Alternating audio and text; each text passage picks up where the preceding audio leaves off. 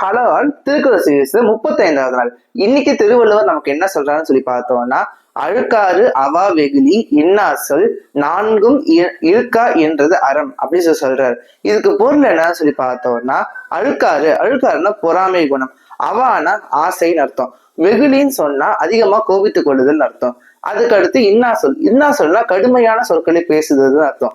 இது மாதிரி இருக்கக்கூடியதை நான்கும் சொல்றாரு. இது மாதிரி கூட 4 குணங்களை நான்கும் சொல்லி குறிப்பிட்டு அதுக்கடுத்து என்ன சொல்றாரு, இழுக்கா அப்படின்னு சொல்றாரு. இழுக்கானா இதை விட்டு எழுதல்.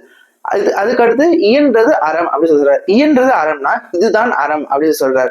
இது ஒன்லே நீங்க பொருள் எடுத்துக்கணும் சொல்லி பார்த்தோம்னா, அழுக்கா இருக்கக்கூடிய பொறாமை குணமாக இருக்கட்டும், இல்லைன்னா ஆசையாக இருக்கட்டும், இல்ல கடும் கோபம் கொள்றது, இல்லைன்னா கடுமையான சொற்கள் பேசுறது, இது மாதிரி கூட 4 குணங்களையும் பார்த்தோம்னா இதை நம்ம விட்டொழிந்து போனோம்னா இதுதான் அறமா இருக்கக்கூடிய செயலாகும் அப்படின்னு சொல்லி திருவள்ளுவர் இன்னைக்கு குறிப்பிடுறாரு.